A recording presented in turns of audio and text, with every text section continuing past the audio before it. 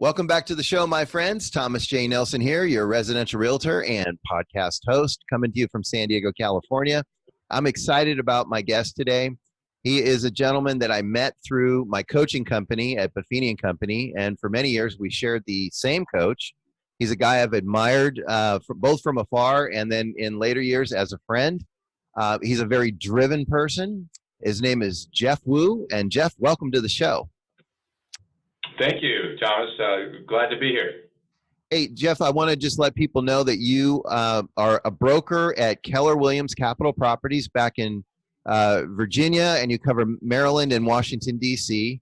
I cover all your areas correctly? Yes, yeah, Virginia, Maryland, and D.C., the whole metro area here. Okay, and you run a team, Agent Knows Homes, and based on your website, it looks like you got a pretty good sized team. And tell me a little bit about yourself, though, and tell our listeners, just give us that, a 30, 60-second commercial on who you are.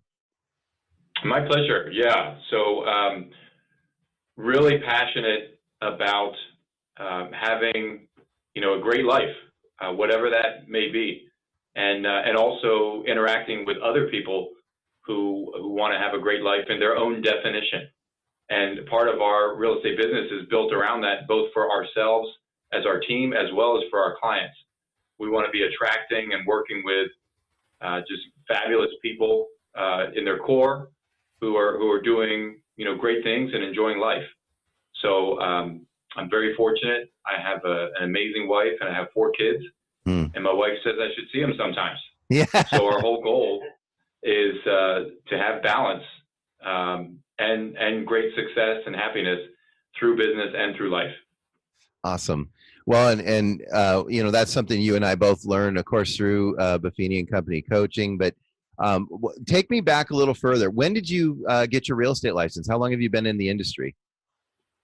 You got it. Yeah, I've been licensed since 2003. So about 15 years now. Okay. And in all those jurisdictions. And then at what point did you discover Buffini & Company and take an interest in coaching? Man, that's a great question. So it's funny, I always have a passion for health and fitness and sports, and just having a coach to me was not a foreign concept. I know that there's plenty of things, in fact, probably everything that I can constantly improve upon. So that was not a foreign concept. I actually had leaned into another organization who had some coaching, and I was utilizing them. And it's funny, I had a colleague in the office who would get this box every month with marketing materials and personal notes. And I was like, what is that? And this is after a year or two of me trying to create my own newsletter and my own content, which honestly was not my forte. And so I started to receive the box as well.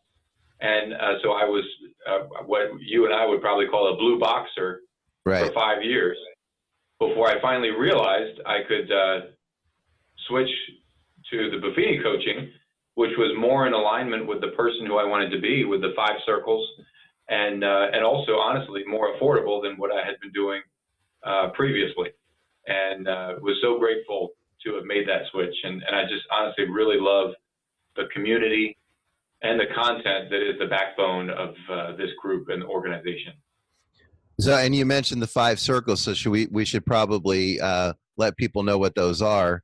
And that gets into the balancing that we talk about between our family and our personal life, and our business and our financial and our spiritual life. Having those work in concert with each other, and understanding that they'll never truly be in balance, but we do a conscious effort to balance them as best we can. Yes.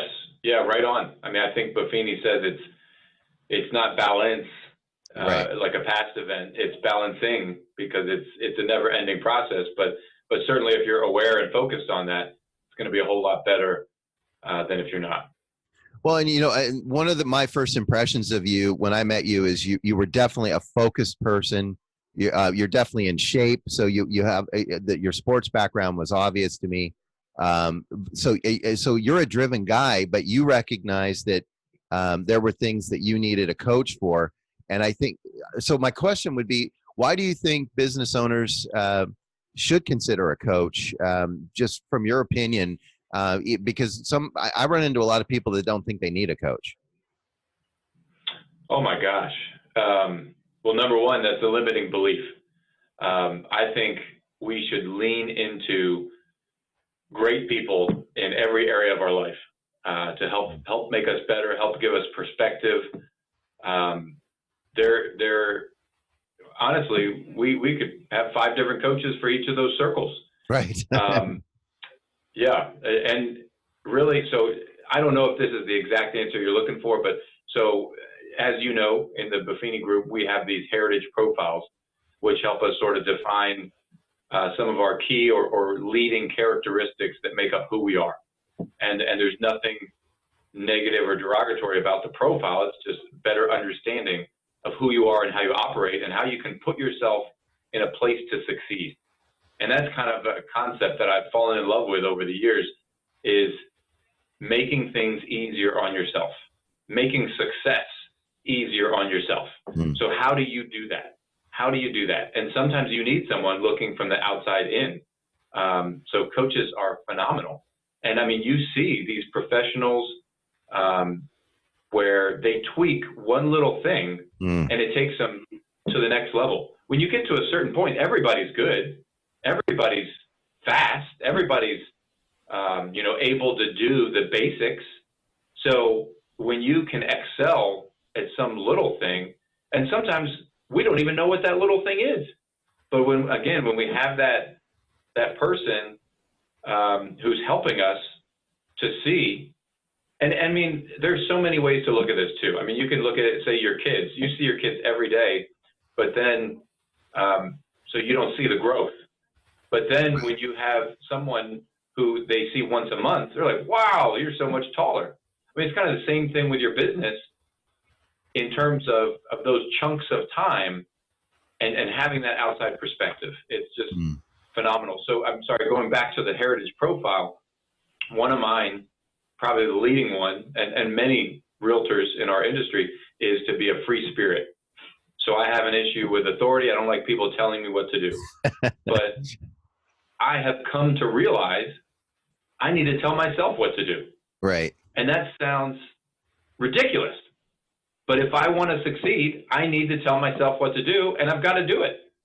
And, it's sometimes you make up excuses for yourself, or sometimes you don't know what to do. So having that coach, again, who's worked with other people at your level or beyond your level is, I think, phenomenal. It's really important. So I want to ask you one more question about coaching, then we'll jump off that and hit some other topics. But as someone that has coached for a while, like I have, I'm curious, what do you do to maximize your coaching? And kind of a 2-part question. And how do you break through coaching slumps or plateaus that you hit?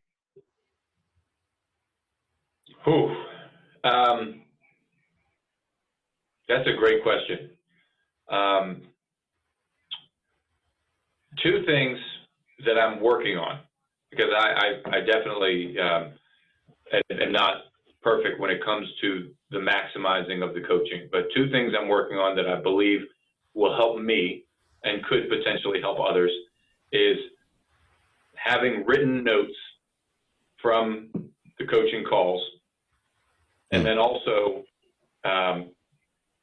going over those multiple times over a period of days, and then even trying to keep that present. I've noticed for me, there's a big, whatever it is, kind of out of sight, out of mind. Right. So I need to keep the important things in front of me.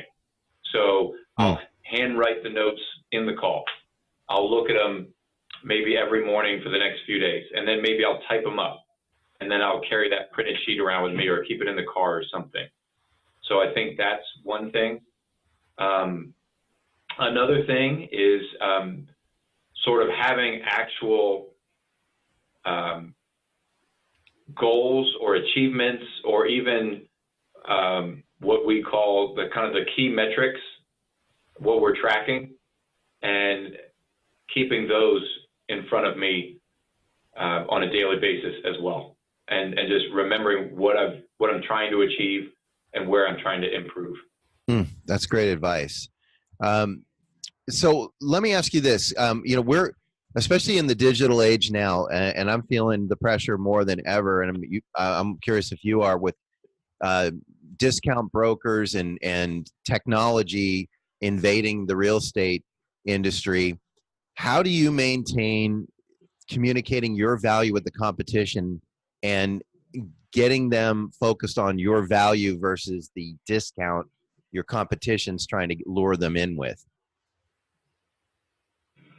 That's an excellent question, and I think that's never going to stop. I mean, you'll always have, you always have the dollar store, and then you always have the Ritz or the Nordstrom or whatever. Right. Been very, very, very grateful. I think a lot of decisions, a lot of actions, a lot of things we do as a team and as an individual it is other focused. And what I mean by that is, like, I'm going tonight. I love this call for so many reasons. It's actually great timing. I have two real world examples. I'm going tonight to take dinner to one of our clients, or one of the people that's in our database or our sphere of influence. He recently had a baby, and I'm taking him and his wife dinner. And that's because I want to do that. We have 4 kids. I love kids. I'd have another kid if it was, meant to be. I just want to be there for him. I want to add value to his life. So we are committed to that value piece. And I think recognizing opportunities to add value to people, whether it's in our real estate transaction or whether it's just in the interaction of being humans. So we are very aware of that. We're trying to do that.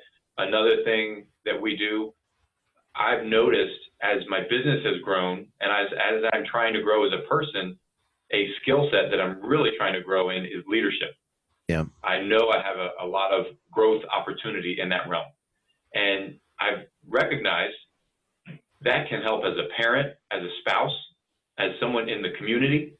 I've also recognized that that is not specific to real estate. Right.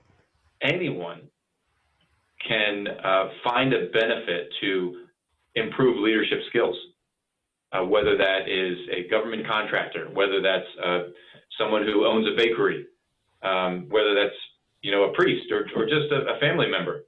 So I have created a leadership speaker series that we host a couple times a year, where we have fabulous content and fabulous people come in to speak into that topic. And then we invite our network and our clients to come join us. Wow. And it's been really well received. And it's funny, I spoke to a gentleman this morning, and that's what I was talking about, the timing of this call. And I had called him to invite him to come. We had our most recent one this past Tuesday. And he said, I'm having some health issues. I don't know if I can make it. So no problem. But that was Tuesday. I called him today. I said, I know you didn't make it on Tuesday night. I'm sorry you weren't able to be there. I know you've come in the past. Just wanted to check on you. Is there anything you need? I didn't know what he meant when he said he was having health issues. So right. I was willing to bring him some chicken soup or Tylenol or whatever. Yeah. It's been a great person for me. Well, when we were talking, he said he had his knee replaced. So, I mean, great in a way that it's not like a dramatic health issue, right. Something he was aware of. But he said he can't really travel too much and he can't really sit still for more than 15 minutes before his leg starts to hurt. But after he said that, he asked me, he said, why are you doing this leadership speaker series? I mean, I'm just curious. We've enjoyed it in the past, but I just want to know why. And it's funny because I open every one by explaining why. I mean, it's the same thing I said. I want to be, selfishly, I want to be a better leader. So it gives me access to great people and great content to learn and grow in that regard. And then also, I want to share with anybody else who wants to come along on the ride, because I think leadership crosses all industries. He loved that, and he told me that from one of our first talks, he has a memento by his doorway where he enters and leaves his home. It was 3 key words. There was a memento that we gave out, a book, because the first speaker was an author, great guy, Steve Gladys, and he had a book. I think it was called Breathe, Listen. I forget exactly, but he had that. He said, smile, breathe, smile, and listen. And he, maybe not in that order, but he had it right by his door. And he said they look at it every day, and it has a positive impact on him. And that just made my day. And that's why I do it. That's why I do it. It's those relational things. Yes. Yeah. I mean, that's what I'm hearing you say, is that what sets you apart, and it's how we're trained in Buffini, is to make those relational connections with our clients as appropriate. And it's what we do after the sale that makes, I think, the bigger impact than what we're doing during their escrows. Because, I mean, I love that what you just shared, because I have clients all the time ask me, why are you doing this? They're either trying to figure out the angle, and I'm like, there's no angle. I like you and I want to do more for you. And obviously you're not going to buy another house right away, but there's more I can offer you. Or they just can't understand, like, why is my realtor also doing this big event or this party they're throwing, or why do you keep popping by and dropping off little gifts and saying hello to me? It just blows people away in this day and age, because we're also self-absorbed in our technology and our own lives. So that's a great story to share, because I run into that too, whether it's suspicion or just disbelief or just happy shock. Like, I can't believe my realtor's doing this. Well, I mean, just like you said, it sounds silly, but is there anything bad about doing good? Right. I love to do good. And then also, honestly, I think it fuels me more, because, I mean, we tie almost everything we do. We donate money every time we sell a home to the local food bank. But I get excited about doing those things. And, I mean, I think it's like a twisted positive cycle, because people want to be around somebody happy. Right. I'm fueling up myself when I do something good, and people want to be around me more because I'm happier. Right. I mean, it sounds silly. Does that make sense? Yeah, absolutely.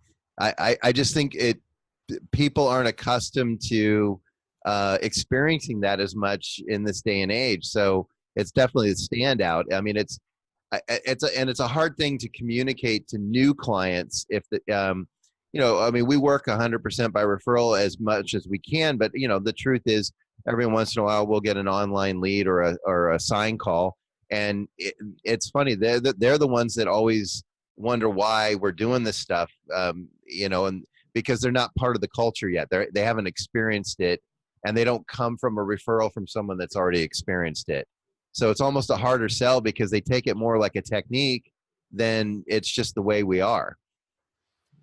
And let's be honest, I mean, more than 80% of the realtors are transactional. So who can blame them for doubting it, or being a little suspect of it? I know we're tight on time today for your schedule, so I want to ask you another question. And before I do, I always like to find out what people's own definition of success are before I start asking them success questions. So what is the Jeff Wu definition of success? How do you put your head on the pillow at night and go, today was a good day, it was a successful day? What tells you that? That's a great question. I think my definition of success has to do with having a positive impact on people, and then also living life by my values. I think success equals alignment. Okay. So can you unpack that a little more? My pleasure. Yeah. So I have a morning routine. Every time I wake up, I review my core values. I review things I'm thankful for, review my purpose from what I interpret it to be at this moment in time. I mean, I think some things evolve. And then also maybe the key things to you want to achieve for that day, because there's always hundreds of things you could be doing, but what are the priorities? And then I have some affirmations and different things like that. But basically, when I talk about alignment, it comes back to those core values, and they are something that excite me, something that I take identity in, and then also something that gives you a filter for how to interact, how to act, and how to make better decisions throughout the day. So for myself, it's just really simple. It's just say positive energy, integrity, family, growth, learning, and then service. So those are my core values that Nice. I'm focused on being aligned with. Well, that you actually answered my next question. I was going to ask you about the habits of your success. So that was perfect. So the other thing I wanted to ask you is if you were going to mentor somebody new in business, maybe a new realtor, or because of our skills, I think we're qualified to coach any new entrepreneur, because after all, what I think a lot of people don't realize is the minute you get your real estate license, you just bought a business. You did not get a job. You bought a business, and you got to learn how to run a business. So if you were mentoring someone new in your industry, or in an industry you felt comfortable giving advice in, how would you get them started off on the right foot?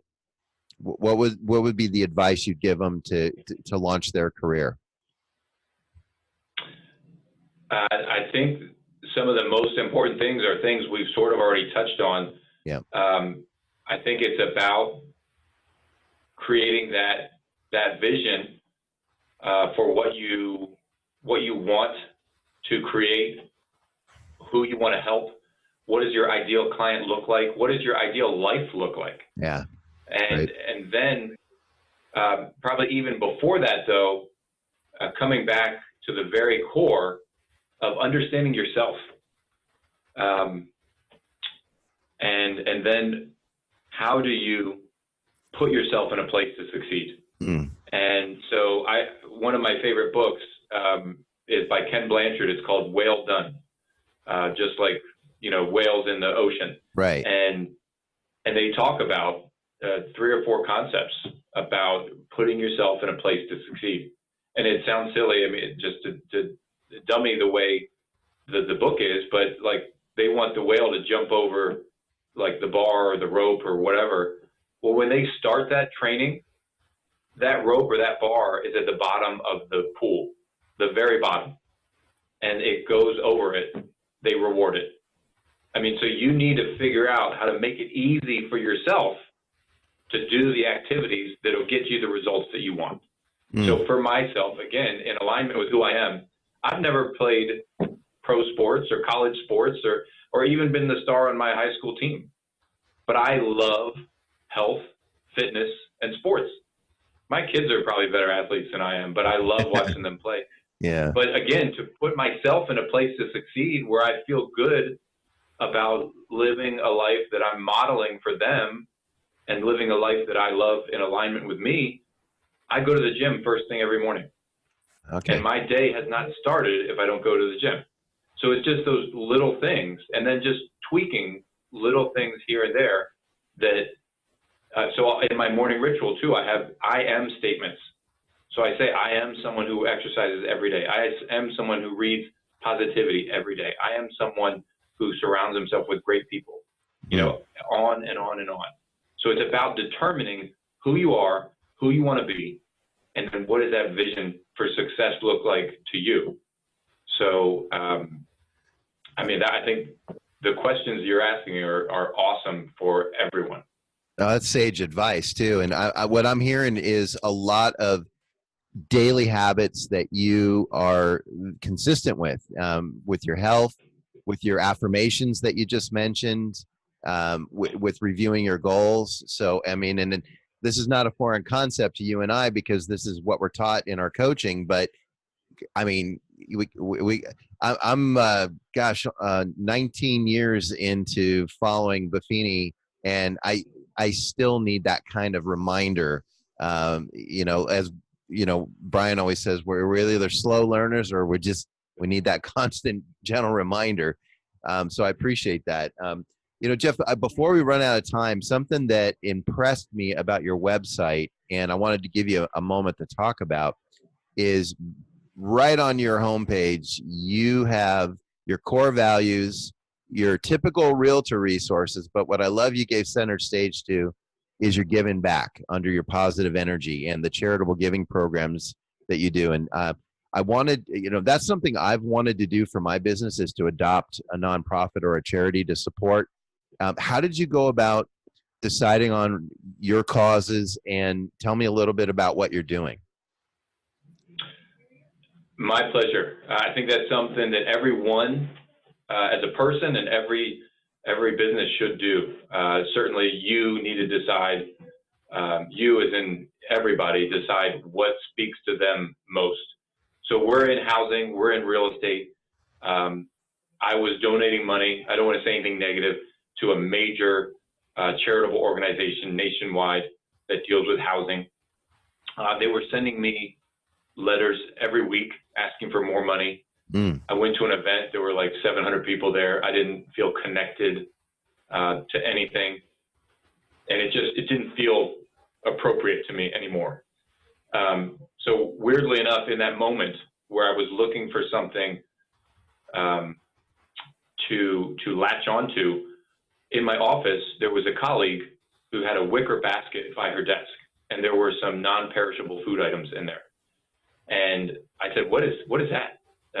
And she told me that when her clients move, a lot of times they throw away pantry items or other good food items. And I said, no way. And she said that she collects that and she will take it to the food bank to donate on their behalf.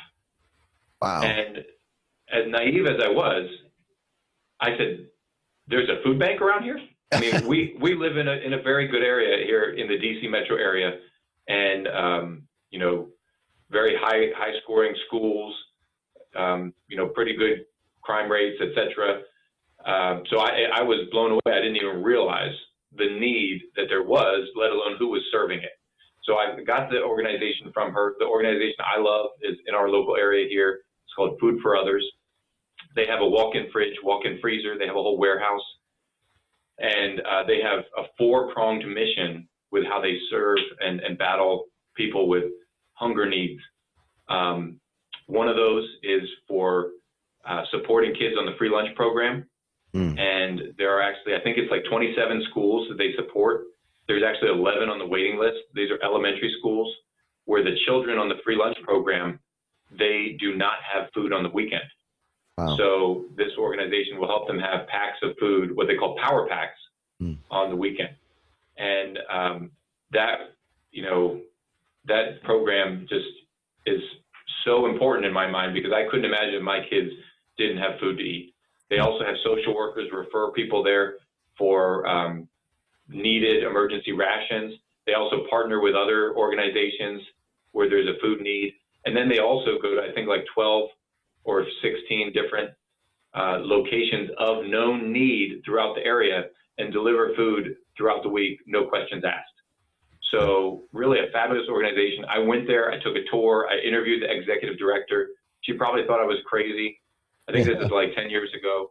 But immediately, I'm in the belief that you need to do little things every day. We can't wait till we're all bajillionaires to give $1 bajillion.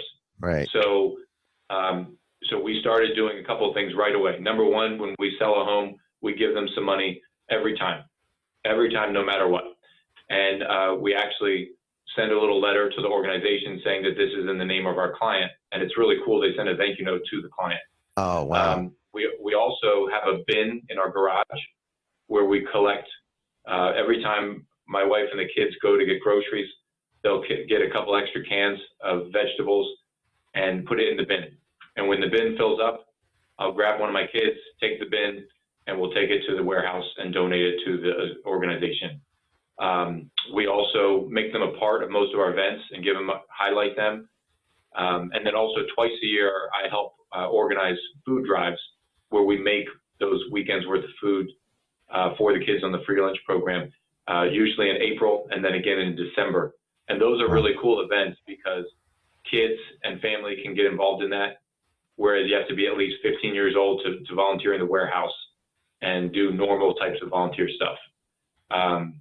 And I've been impacted so many ways in terms of people coming up to me at those events saying, thank you for giving me an opportunity to do something. Other people coming up to me saying, I grew up on these type of charity programs. Wow. It means a lot to me to give back. I mean, it's just awesome. So I'm grateful that, I mean, we're in real estate. Housing is a basic need. Right. So is food. Everybody's got to eat. Yep. And then now also I tell my clients the same thing. Since they have a walk-in fridge and freezer, if they haven't eaten a frozen dinner when they move or whatever, as long as it's not open or they have something, I'll take it over there and help as well. And I also sponsor their 5K and their golf event. Wow. That are annual fundraising events. Yeah. Well, that's some inspirational stuff. And I'll tell you, the next time someone says you're just in it for the money, you know, there's multiple layers to a lot of the people that I've met through our coaching company, and you're a fine example of that, Jeff. And I appreciate you sharing everything you've shared with us today. Before we wrap the show, because I know you have to go, is there any question I didn't ask you that I should have that you want to share with our listeners? You know, I just really believe that it's the small things. It's the small things. So whatever people are passionate about, don't wait for perfection. I talked to a guy a couple weeks ago, and he was passionate about reading. And he told me when he heard what I'm doing, he said he's been thinking about doing something for years. And I said, pick up the phone today. Yeah. You know, put an hour in your schedule every week forever to do whatever it is you want. So maybe he's not doing something right now, but he's going to use that hour to call local elementary schools or to see, can he come in and read some books to the kids? And he is, you know, really excited about that. Can you spare an hour a day for a purpose that you can get passionate about? Yeah. Whether you had a relative or a friend that went through a health issue that you can, you know, fight on that health issue, or just some other thing that really gets you going. Take an hour a week, make it happen. Don't wait for perfection. That's great advice. I mean, we spend more than that in front of the boob tube. So you can DVR one of your shows and go out and do something a little more positive with your time. Well, folks, we have been blessed to be getting some very good advice from Mr. Jeff Wu, who is an associate broker at Keller Williams Capital Properties and the team leader of Agent Knows Homes, agentknowhomes.com, if you want to know more about Jeff and his real estate business as well as his charitable involvement. Jeff, what's the best way to reach out to you? You know, send me an email, jeff@agentknowshomes.com. That's probably the best. Been doing a lot of great reading, a lot of listening to positive songs. So I'm really passionate. If anybody has a great song to put on my positive playlist or a book that you recommend, I'd love to learn from you guys. That's so awesome. All the nice things you've been saying about me, Thomas, it takes one to know one. And, you know, thank you for the opportunity to be with you here today.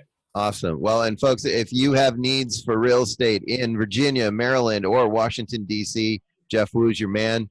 Jeff, thank you so much for giving us your time and talents here on our show today. I know you got to go, so I'll let you get on with your day. And thank you for blessing my life by being one of my friends. My pleasure. Thank you, Thomas. Take care. You too.